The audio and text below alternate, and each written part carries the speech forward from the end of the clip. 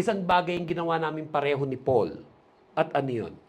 Sabi doon, after Paul had seen the vision, he got ready at once to leave for Macedonia.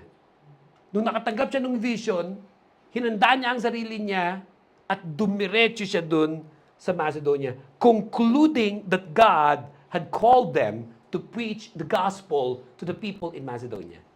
At alam nyo, ang naging resulta nung nangyaring yun, kasi yung unang plano nila, kung natuloy yun,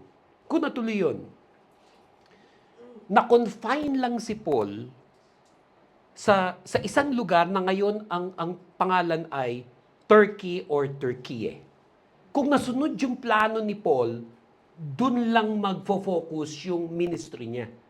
And then Christianity would only be confined to Turkiye or Turkey. Pero dahil hindi inalaw ng Lord yung plan niya, he was able to go to Macedonia.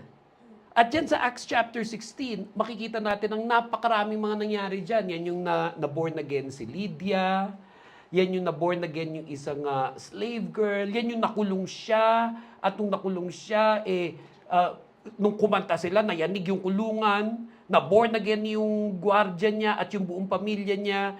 Eventually, naitayo ang mga churches sa Philippi that later became yung Philippians. Natayo yung church sa Thessalonica that later became the Thessalonians. And pati yung church dun sa Corinth. Marami dun sa mga epistles, marami dun sa mga aklat natin sa New Testament nasulat. Dahil sa na-disrupt yung original plan niya. Hindi natupad yung una niyang gustong mangyari. At dahil ang nasunod, yung gustong mangyari ng Panginoon. At ang greater result of that is that eventually, kumalat ang Christianity sa buong Europe. At nung kumalat yung Christianity sa buong Europe, kumalat yung Christianity all the way to America, that eventually led to the evangelization of the entire world. Malay ba ni Paul yun? Nung nadidisappoint na siya dahil hindi natupad yung una niyang plano. Malay ba ni Paul yun? Nung nadidisappoint siya, nung hindi natupad yung pangalawa niyang attempt.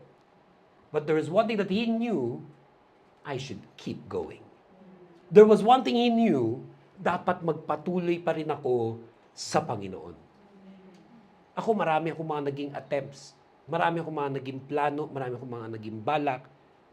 May mga hindi natupad. Kasama na doon yung plano ko sa Makati. Pero sabi ng Lord sa akin, hindi Makati. Pumunta ka ng Middle East.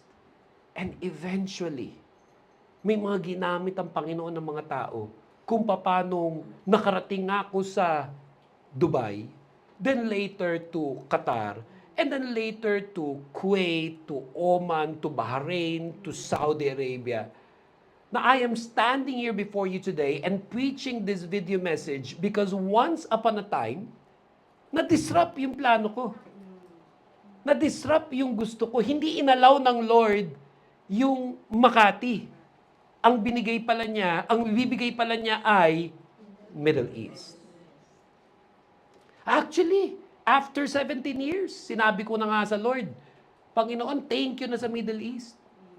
Lalong-lalo na nung nagsimula na yung gera, nandun ako sa Pilipinas, eto na siguro ang senyales at tapos na ako talaga dyan. Nung kasagsagan na nga ng gera, sabi ko talaga din sa kasama ko, hanapan mo nga ng paraan, pero huwag mo paalam sa kanila. Evacuate mo na lahat ng gamit natin sa... Nakailang attempt na akong umalis.